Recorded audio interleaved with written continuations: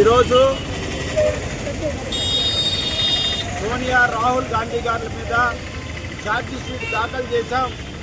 National Herald పత్రికలో అవకతవకలు జరిగాయని ఎన్ఫోర్స్మెంట్ డైరెక్టరేట్ కేసులు పెట్టడం తీవ్రమైన అన్యాయం.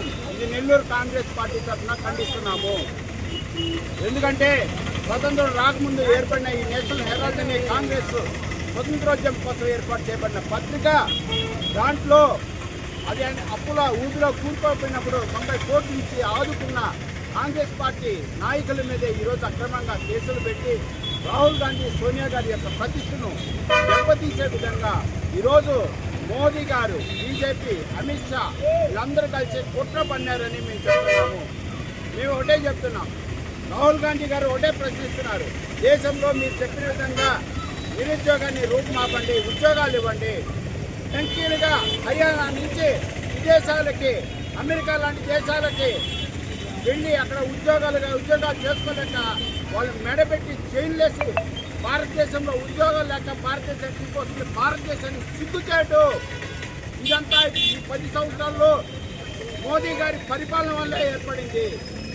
ఈరోజు మణిపూర్ అల్లర్లు కానీ, అలాగే ఈరోజు విదేశాల్లో అనేక టారిఫ్లు ట్రంప్ విధిస్తే దాన్ని పక్కదాగా పట్టించేందుకు ఈరోజు వక్ఫ్ చట్టాన్ని తీసుకొచ్చారు అన్యాయంగా, దాన్ని దారి మళ్లించాలి.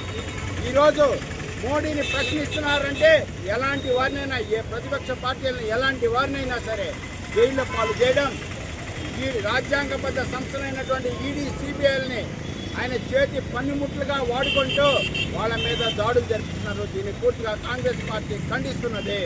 నెల్లూరు జిల్లా శాఖ ఈరోజు కాంగ్రెస్ పార్టీ విడతలు అనేక విధాలుగా వ్యతిరేకంగా ఉద్యమం చేస్తాం. ఇలాంటి అన్యాయము, ఇలాంటి అక్రమాన్ని ఈ భారతదేశంలో ఎవరు సహించరు. ఏ మైనార్టీలు సహించరు, ఏ హిందువులు సహించరు, ఏ క్రైస్తవులు సహించరు, ఏ బౌద్ధులు సహించరు, ఏ సిక్కులు సహించరు. ఈ ప్రజాస్వామ్యం మీద జరుగుతున్న దాడి, ఇదంతా నకిలీ ప్రజాస్వామ్యాన్ని రుద్దుతున్నారు. మతపరమైనటువంటి ప్రజాస్వామ్య విధానాలను తీసుకురావాలని ఈరోజు బీజేపీ కుట్రలు పన్నుతుంది. దీన్ని కాంగ్రెస్ పార్టీ తీవ్రంగా ఖండిస్తుంది. ప్రజలంతా కూడా శాంతి సామరస్యంతో ఉండాలి. అంబేద్కర్ గారు ప్రసాదించిన స్వేచ్ఛ, సమానత్వము, సౌభ్రాతత్వము ఈ దేశానికి పెట్టని గోడలు అనేది మర్చిపోవద్దు. ఈ దేశంలో విభేదాలు, ఈ దేశంలో విభజించేందుకు కుట్రలు కాంగ్రెస్ పార్టీ పూర్తిగా ఖండిస్తుంది.